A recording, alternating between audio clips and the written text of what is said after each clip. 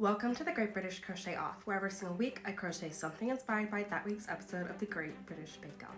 This was Series 15, Episode 7, Dessert Week. As always, while I'll not be discussing who left or who got Star Baker, I will be discussing these specific challenges. So if you haven't watched this week's episode yet, you can hit this little bookmark button here and save this until after you've watched this week's episode of the Great British Bake Off. I'm going to be real with you guys for a minute here.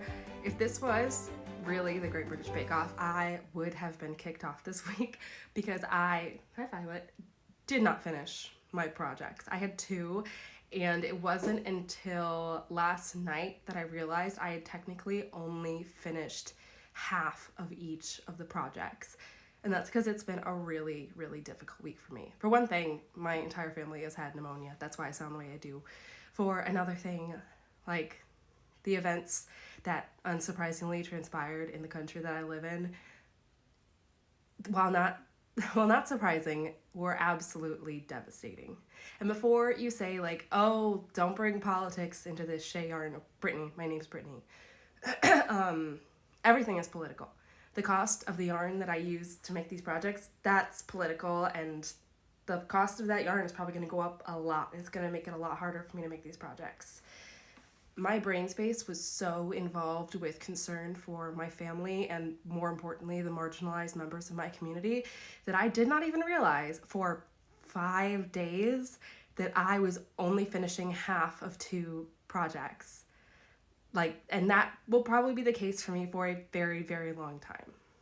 I do this Shay yarn thing as a side hustle, but my more important job is a stay-at-home parent to two little girls, and my country absolutely harmed them this week. So not my best project, and I'm totally okay with that.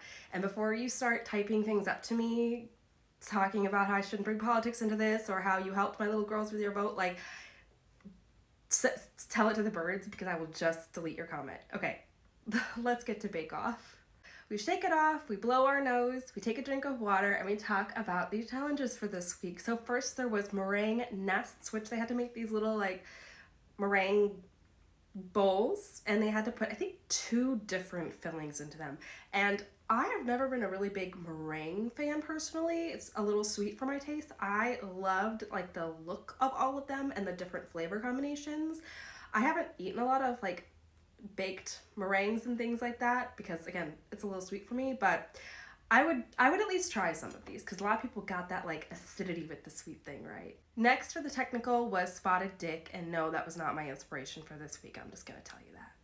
And last for the showstopper, the bakers had to make a tiramisu.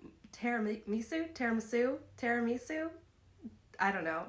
I'm just gonna go with tiramisu.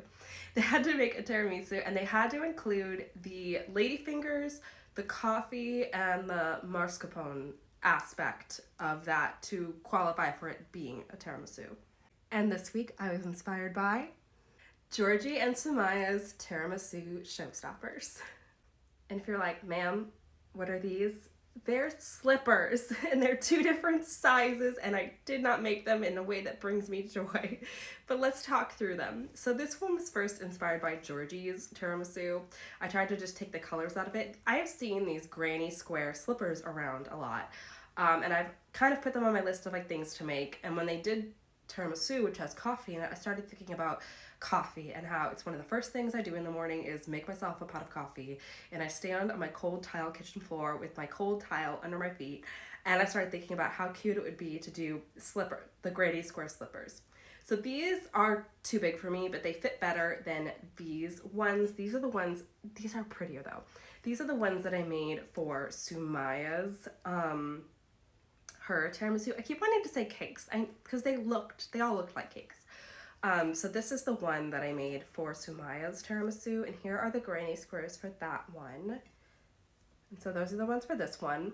What I'm going to do is I'm going to do this again. I'm going to make myself a new beautiful pair of granny square slippers. I'm going to hold on to these because they are pretty, and I will find a use for them because that is what I do.